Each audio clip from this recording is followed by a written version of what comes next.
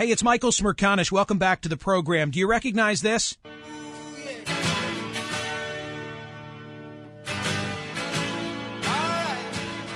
I have always been a huge Supertramp fan.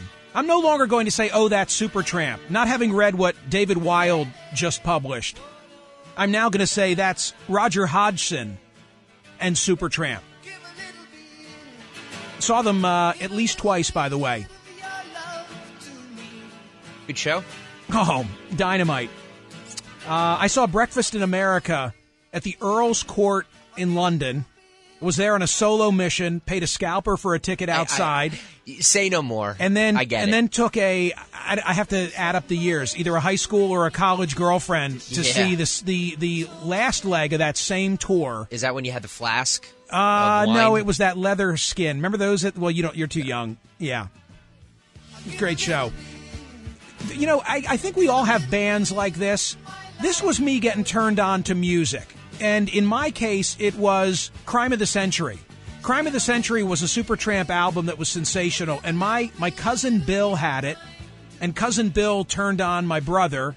And then my brother turned me on to Crime of the Century. And I became a Supertramp fan for a long time thereafter. Well, fast forward about 5 years ago, I went to see what I thought was Supertramp.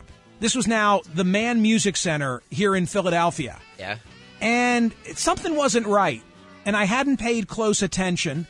And I did not appreciate until I read what David published that I was seeing an incarnation, of Supertramp minus Roger Hodgson.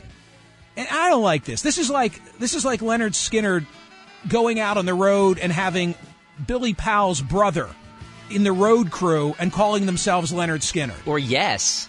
Well, you know that I boycotted the last tour because John Anderson wasn't involved That's what in I mean. it. But they got somebody from YouTube, didn't they? Literally from YouTube. And Journey did the same thing. But as you're about to hear from David, Roger's the key guy, and he's being done wrong by the rest of the band. This is David Wild. Hey, David. Hey, Michael. Thanks for having me on. Oh, I really appreciate your being here. I was so taken with this. And David is a TV writer and a Rolling Stone contributing editor. He's the author of He Is, I Say, and he is a Supertramp fan. I loved reading that you've turned your kids on to Supertramp.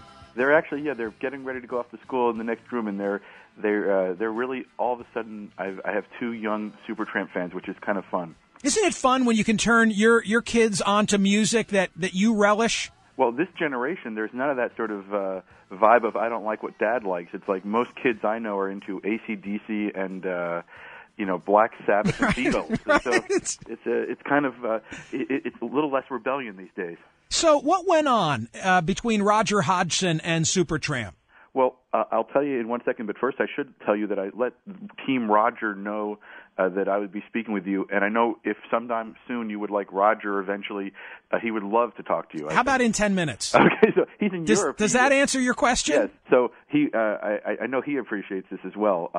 But what happened is I think you put it so well, it's that there's just something wrong, and I had the kind of the polar opposite experience of I love Supertramp. I grew up, I think, the same age, and just they were one of the bands that turned me on to music. Yeah. And then I actually never saw them with the classic lineup. I think I was a little too young. And then after Roger walked away willingly, but then about 10 years ago, I know Ringo pretty well, and he invited me to go see the Ringo All-Star show. And that was a year that Roger was in that group. Sort of it's an all-star band, as the title suggests. And the second Roger opened his voice, I went, that's Supertramp. That's what I love about Supertramp. It actually made me then go back and buy one of the recent Supertramp records and discover that voice was nowhere to be found. All right, here's a little of what you're talking about when you say, now that's Supertramp.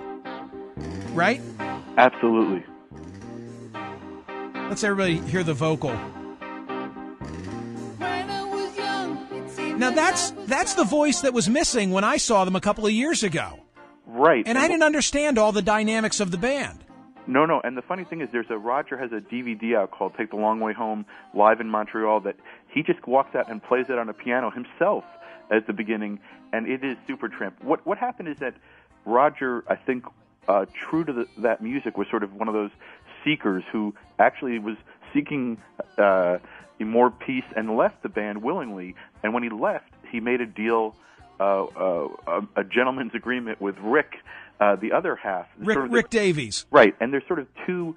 It's a little Lennon and McCartney, except in this case, if we call Roger the McCartney, he's the one who had all the hits, virtually all the hits. There are a few. Goodbye Stranger and Bloody Well Right are, I think, Rick songs, but the songs that I know, that mean so much to me, Take the Long Way Home, the logical song, Dreamer, Give a Little Bit, Breakfast in America, It's Rainy Again, the ones that sort of high voice that to me just speak to me, and I think probably spoke to you, that's Roger, and he left and said, I'll walk away. Basically, as I understand it, again, I'm hearing Roger's side. Sure. But as I understand it, Roger walked away and said, I'm walking away, but you can continue on. I'm giving, take the Supertramp name without me, but don't sing my songs. I take those with me because I wrote them apart from the band. Roger never really jammed with the band and co-wrote. He just did these on his own, some of them before Supertramp. So he said, I want my songs. You go on and use the band as a vehicle for your songs. And you can have the name Roger Hodgson sent to Rick Davies. Which is a very valuable thing. It's unlike David Gilmour and Roger Waters fighting about who'd have Pink Floyd. Exactly. And so... love this song, by the way, don't you? Oh, absolutely.